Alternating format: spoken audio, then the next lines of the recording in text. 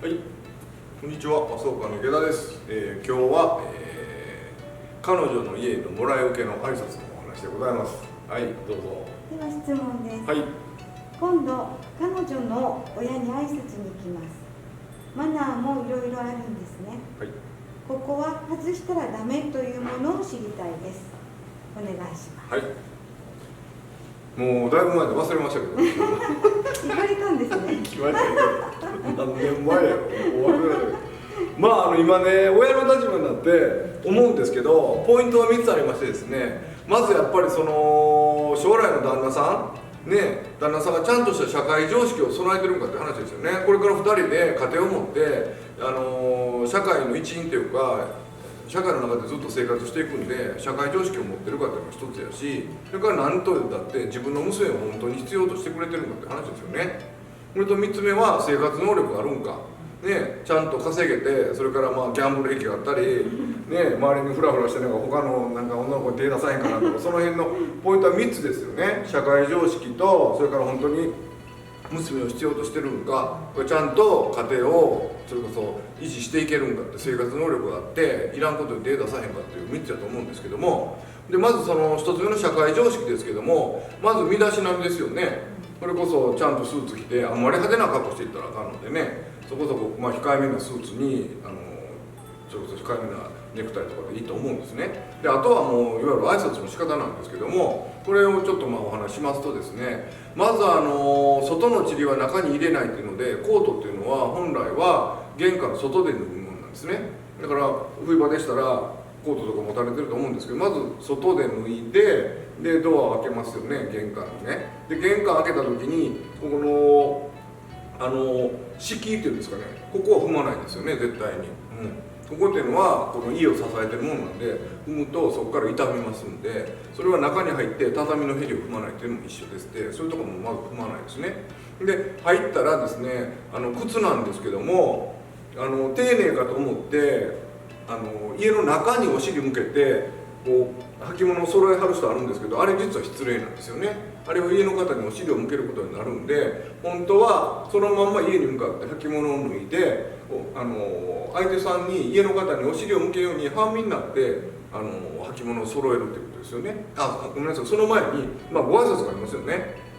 本日はお時間取っていただきましてありがとうございます、なんとかですってご挨拶に参りましたっていうので、ほんで玄関で軽く挨拶して、今言ったみたいに履物を半身になって揃えて中入りますよね。で今言ったみたいに部屋に入る時もそこの敷居は踏まないんですよね。で下座って言いまして、部屋の中に上座下座ってありますんで、ドアから遠いとこが基本的には上座っていうふうに理解しておいていただいたらいいと思うんですけども、日本の前だと床の間なんかが一番上座になるんですけども、とにかく自分がドア側ですね、ドア側に座るんか、洋室やったらそのまま立ってですけども、改めて本日はありがとうございますって、お時間取っていただいて恐縮ですって言いまして、でまずお土産を渡すってことですよね。でお土産もその風呂敷とか紙袋に入ってたら、そこから取ってお渡しするって、そのまま渡さないということですね。でつまらないものですがっていうの渡し方もあるんですけど、それって本当につまらんのでどうせやったらなんとか様、例えばその時お父様お母様って気安く呼ばないということですよね。なんとか子様のお父様がお好きと聞きましたので今回ご持参いたしましたとか、あるいは、こちらは私の実家の近くで評判の品ですって、お口に合えば嬉しいですっていうような肯定的な前向きな口添えの仕方をした方がいいと思うんですね。そしてお渡しするですね。でそのまま下座に控えてたら、多分相手さんは上座へどうぞって言われると思うんですね。でその時にいきなり勧められたからどんどんっていくんじゃなくてですね、一回は本日はご挨拶に参りましたのでこちらで結構ですって、そうして断るべきですよね。本当に挨拶に来てるんで、その偉そうな立場にはね、本来立つべきではないんで、それでも向こうのお家のお父様お母様が「いやいやこちらへ」って言って「上座に座りなさい」って言われたら、それ以上に誇示する必要はないんで「ありがとうございます」って言って上座の方に座られたらいいと思うんですね。で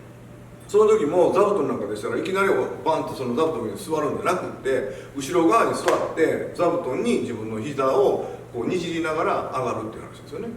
でそこからはご挨拶になると思うんですけども、この時に2つ目の言った娘さんをどう思ってるかっていうのを自己紹介の中に入れられたらいいと思うんですね。学生時代のサークルで例えばここに美穂さんがいらっしゃいますんで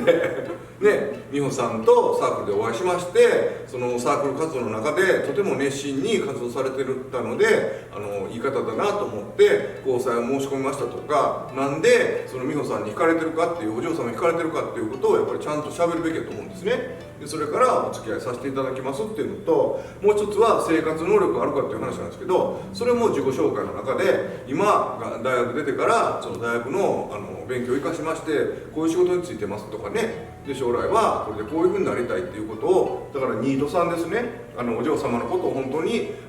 評価してですね必要としてますっていうのと、自分がこれからこういう形で収入を得ていこうっていうことですよね。それをきちっと喋ればいいかと思うんですね。それが一番大事な話ですよね。あとはですね、改めてそれで挨拶、一番のポイントはお嬢さんと結婚させてくださいということなんで、その時にはですね座布団の上から一回降りてですね、本日はお返しさせてまいりましたと。で改めてお願いいたしますけども、例えば美穂さんを必ず幸せにしますので美穂さんと結婚させていただけないでしょうかっていうふうにきちっと座布団を降りて挨拶すべきですよね。それから挨拶っていうのはね、実はね3つあるんですね。それこそ会釈っていうのが15度で、それから敬礼っていうのが30度で、それから45度っていうのが再敬礼っていうんですけども、ありがとうございましたとか申し訳ございませんでしたっていうのが再敬礼の45度になるんですね。だから普通は会釈っていうのはもう15度でこれぐらいですよね。だから通りすがりにちょっと会釈するのは15度で、普通のおはようございますとかこんにちはっていうのは敬礼で30度なんですね。だからお願いいたしますっていうのは再敬礼になるんで、これが45度ですね。で45度になると正座してたらですね、敬礼の時が2つ指の2関節ぐらいになってるんですね。ちょっとこれぐらいですかね。で再敬礼の45度よろしくお願いいたしますっていうのはありがとうございますとか申し訳ございませんに準ずると思うんで、その時は手が全部つきますね。でこういう感じできちっとご挨拶されて、で挨拶の仕方もですね丁寧なのは、言葉を言ってから例えば結婚させてくださいよろしくお願いいたしますって言ってから12で止めて、で3で上げるんですね。だから言葉言いながらよろしくお願いしますじゃなくって、結婚させてくださいよろしくお願いいたしますって言って12で止めて3っていうふうに言葉を言った後に下ろす方が丁寧なんで、そこまでされたら減点はないかなと思うんですけどもっていう話ですよね。でその後はちょっと歓談すると思うんですけども、あまり長いするのもねもう減点の対象なのかもしれませんので本日はご挨拶と思い伺いましたのでそろそろ失礼いたしますっていうので退散されたらいいと思うんですね。でさっきの逆でして、もう履物はそのまま外側にもう並べたのでそのまんま出られて振り返ってですね、玄関に出る前に本日はお時間頂戴いたしましてありがとうございましたと、このありがとうございました繰り返しますけども最敬礼で45度なんでね。で手はその時は膝立ってたらこう自然にこんな感じですね。ちなみに神様に挨拶する時は90度なんですけど、これは神様の挨拶ですね。この時は膝頭まで手が降りるんですけども、これは神様の挨拶なので人間同士の再敬礼っていうのは45度なんで、だからありがとうございました1、2、3ですね。ほんで3はゆっくりめがいいんで、ここまでされて出られたら減点はないかなと思うんですけども、あとはもう挨拶の内容ですよね。で帰られてからお礼状の人っても出されてたらいい感じかなと思いますね。昔ここまでできたかどうか分かりませんけども今こういう仕事してるんで理解したことはたくさん多くて、振り返れば20年もう何年前か忘れましたけどもここまでできてなかったかもしれませんけども、これぐらいできると減点はないかなと思います。以上でございます。はい、本日はありがとうございました。チャンネル登録と高評価をよろしくお願いいたします。どうもありがとうございました。1、2、3。和装館の創業以来定期的に和の話と元気になる話をセットにした無料の講演会や6回で着られる着付け教室、無料の着物お手入れ相談会、さらに毎月着物でのお出かけイベントを開催しています。ご興味のある方は概要欄のリンクからご確認できますのでそちらにもご参加ください。本日もご視聴ありがとうございました。